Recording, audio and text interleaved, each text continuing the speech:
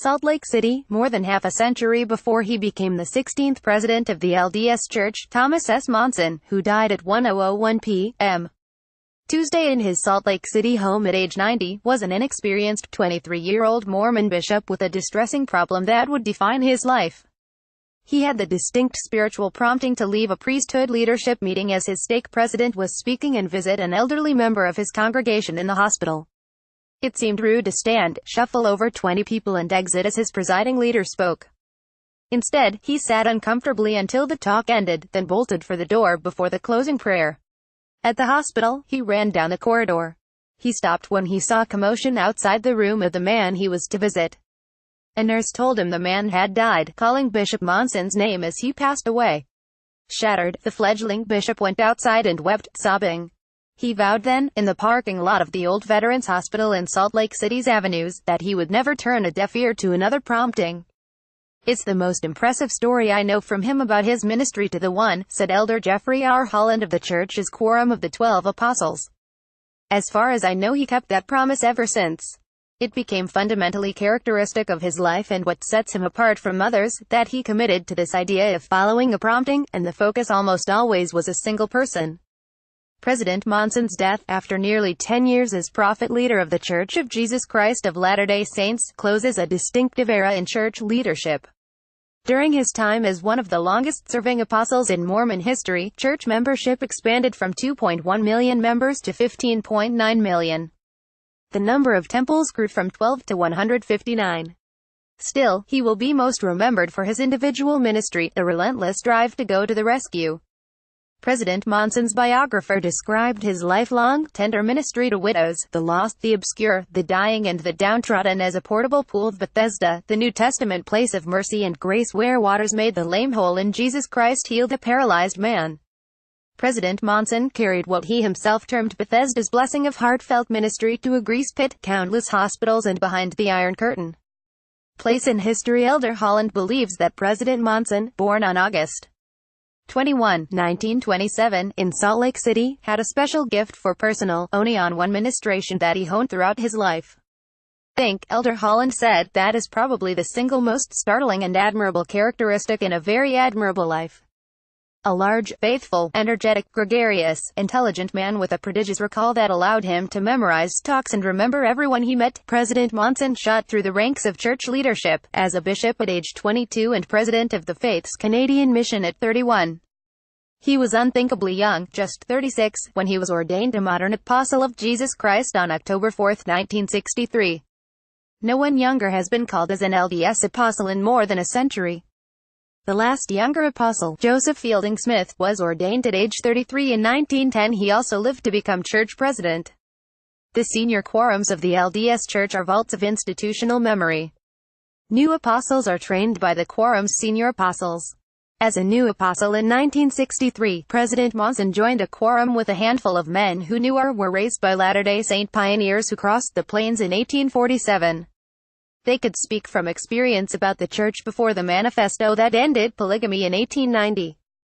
By the time of his death, his past relationships and the quorum made President Monson unique among living LDS senior leadership. He was the final prophet to have served in the 12 with church leaders who had known men who knew the first, Joseph Smith. President Monson also was the final living apostle called to the 12 by late church president David O.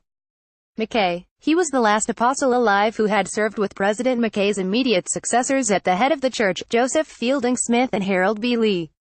The man expected to succeed President Monson, President Russell M. Nelson, is 93, but he was ordained an apostle more than 20 years after President Monson, in 1984. President Monson spent more than 3 decades in the first presidency. He spent a total of 54 years as an apostle. Only 4 men in LDS history served longer in the first presidency and quorum of the 12: President McKay, Heber J. Grant, Joseph Fielding Smith and Wilford Woodruff. History and feeling a part of that continuity is a wonderful part of this ministry, said Elder Holland, who knew President Monson for 49 years, in a 2015 Deseret News interview that has not been published before. To the rescue one Sunday while still a young bishop, President Monson noticed a teenage boy missing from priesthood meeting. This time, he left his meeting. He went to the boy's home. His mother said her son was working at the West Temple garage in Salt Lake City. President Monson drove to the garage and searched until he noticed two eyes shining up out of a grease pit. "You found me," Bishop said the boy, who later said he decided that Sunday morning, as he looked up at his bishop from a grease pit, that he would serve a church mission. There was a bishop on a rescue mission for someone who it would be easy to see as a nameless, faceless young man, Elder Holland said, but he wasn't nameless or faceless to Thomas Monson. "It's a great story. We've all loved it." President Monson shared that experience in a 1997 General Conference talk about what he called the importance of building a bridge to the heart of a person. He was the final bridge to a vital moment in church history, as the last man alive who was present in June 1978 when church leaders received the revelation giving the priesthood to all worthy men. 7 years earlier, he and elders Gordon B. Hinckley and Boyd K. Packer set apart 3 black men to lead the Genesis group for African American Latter-day Saints in Salt Lake City. In March 1972 he wrote in his journal, "I am very impressed with these 3 black brethren who comprise the presidency of this group. Certainly they have been subjected to a lot of injustice and long for the day when they may be able to hold the priesthood.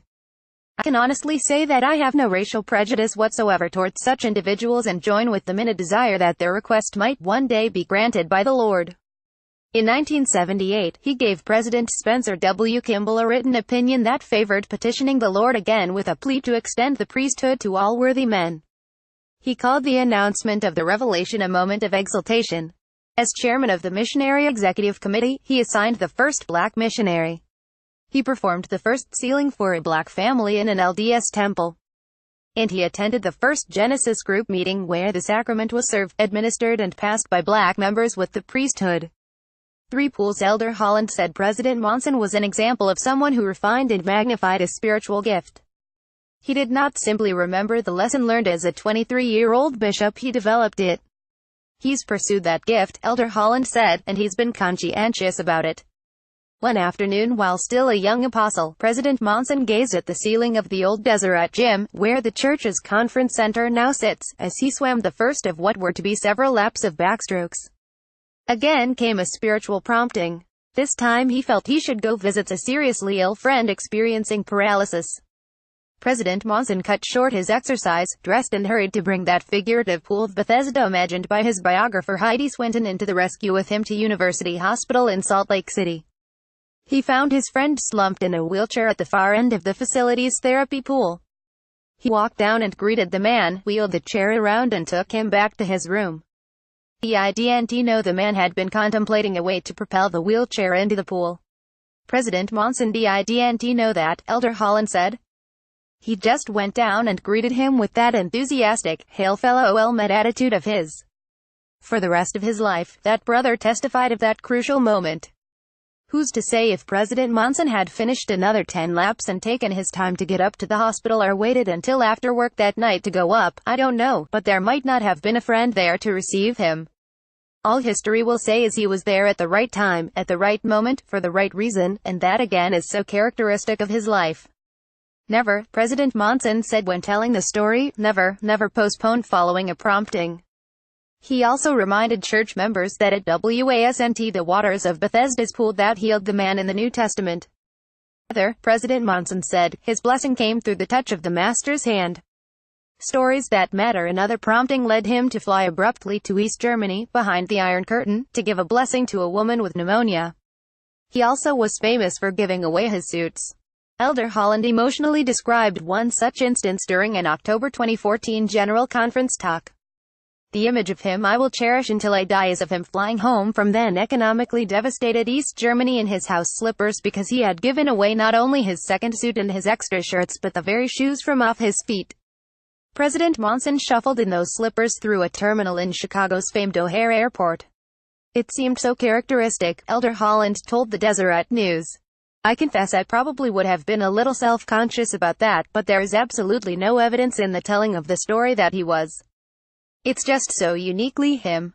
And Monson Dib, one of 3 children born to President Monson and his wife, Frances, who died in May 2013 after 64 years of marriage, once said her father lived 3 scriptures from the book of James. First, James chapter 122, be doers of the word, and not hearers only. Second, James chapter 125, a doer of the work, this man shall be blessed in his deed.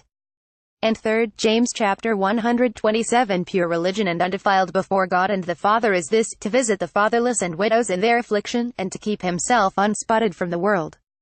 No matter what their trial or sorrow may be, my Father extends his hand. He lifts them, steadies them and supports them as they apply their own faith and trust in their Savior, Jesus Christ. The humanity of the story of the 23-year-old bishop who failed to promptly follow a prompting but learned a life lesson illustrates the reason President Monson was such a powerful and popular speaker, Elder Holland said. Stories from his personal ministry resonate with people. 23 comments on this story. We either identify with being the recipient of such a gift, Elder Holland said, or we might hope and dream that someday we might be good enough to do that ourselves. The church is large. A lot of things about the church can be institutional. Congregations are massive. We put 21,000 in that conference center.